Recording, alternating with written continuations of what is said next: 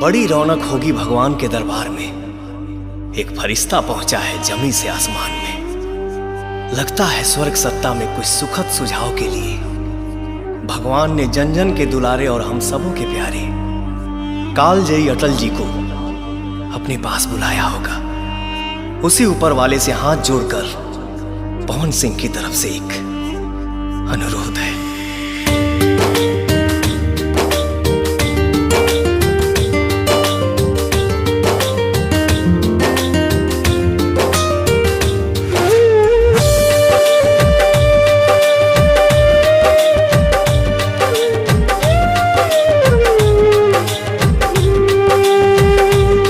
बिन अटल हिंदुस्तान तन जैसे बिना जान। बिन अटल हिंदुस्तान तन जैसे बिना जान। न सुबह होती ना होती शाम। कुछ दिन रख कर अपने धाम में लौटा देना है मेरे राम। कुछ दिन रख कर अपने धाम में लौटा देना है मेरे राम।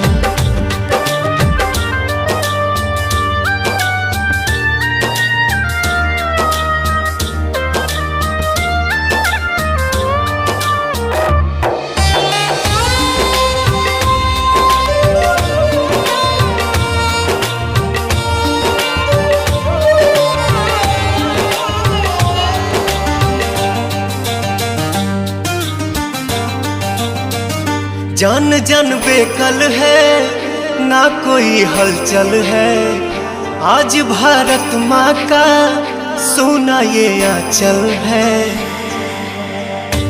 मौत की उम्र क्या है 2 पल भी नहीं। मौत की उम्र क्या है 2 पल भी नहीं। लौट के आऊंगा पूछ से क्यों डरूं। जान जन बेकल है ना कोई हलचल है। आज भारत माँ का सोना ये आंचल है। लाल देश का महान सरस्वती की जुबान।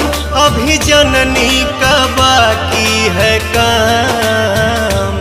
कुछ दिन रख कर अपने धाम में लौटा देना है मेरे राम। कुछ दिन रख कर अपने धाम में लौटा देना है मेरे राम।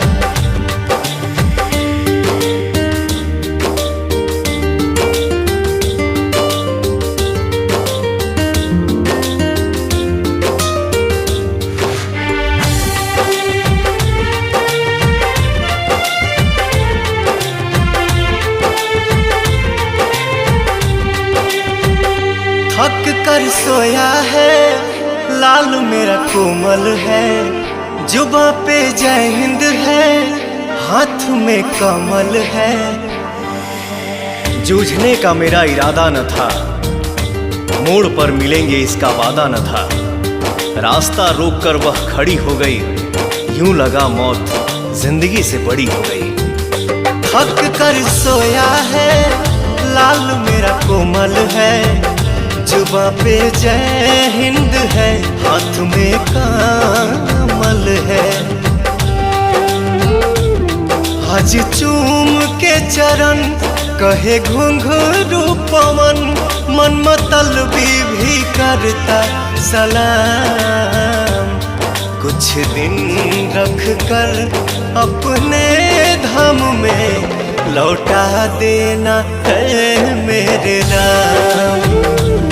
कुछ दिन रख कर अपने धाम में लौटा देना है मेरे राम।